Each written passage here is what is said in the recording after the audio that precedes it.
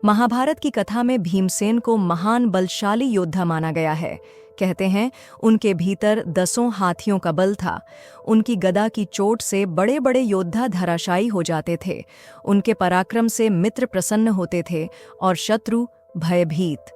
लेकिन जब शक्ति के साथ अहंकार जुड़ जाता है तो वह व्यक्ति अपने ही भार से झुकने लगता है। एक दिन की बात है, द्रौपदी ने भीमसेन से कहा कि वह हिमालय की ओर जाकर कमल का दिव्य पुष्प लेकर आएं। भीम अपने पराक्रम के जोश में उत्साह से पर्वत की ओर निकल पड़े।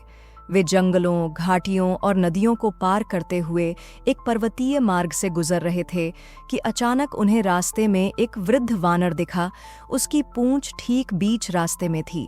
भीम ने उसे देखा और बोले, हे वानर, अपनी पूंछ हटाओ, मुझे जल्दी जाना है। वानर मुस्कुराया, पुत्र, मैं वृद्ध हूं, बार बार शरीर नहीं हिला सकता। तुम तो बलशाली हो, चाहो तो खुद ही पूंछ हटाकर चले जाओ। भीम मुस्कुराए। आखिर पूंछ हटाना कौन सी बड़ी बात थी। उन्होंने हाथ लगाया, लेकिन पूंछ जैसे धरती से जुड़ गई हो। एक बार, 2 बार, बार बार प्रयत्न किया, किंतु वह पूंछ 1 इंच भी नहीं हिली। भीम अब समझ चुके थे यह कोई साधारण वानर नहीं हो सकता। उन्होंने हाथ जोड़कर प्रणाम किया और कहा, प्रभु, कृपया अपना परिचय दीजिए। वानर मुस्कुराया और धीरे धीरे उनके शरीर से एक दिव्य तेज निकलने लगा।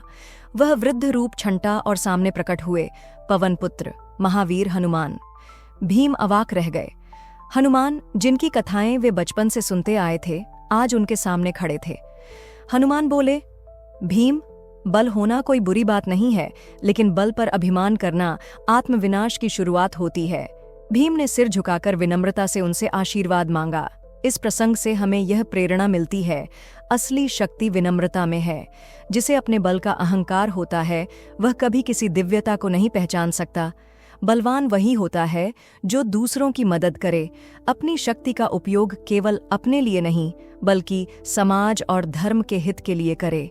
और सबसे बड़ी बात, हर किसी से कुछ न कुछ सीखने को मिलता है, फिर चाहे वह कोई वृद्ध वानर ही क्यों न हो या कोई सामान्य सा व्यक्ति। ज्ञान और सीख सीमित नहीं होती, बस हमारी दृष्टि होनी चाहिए उसे समझने की।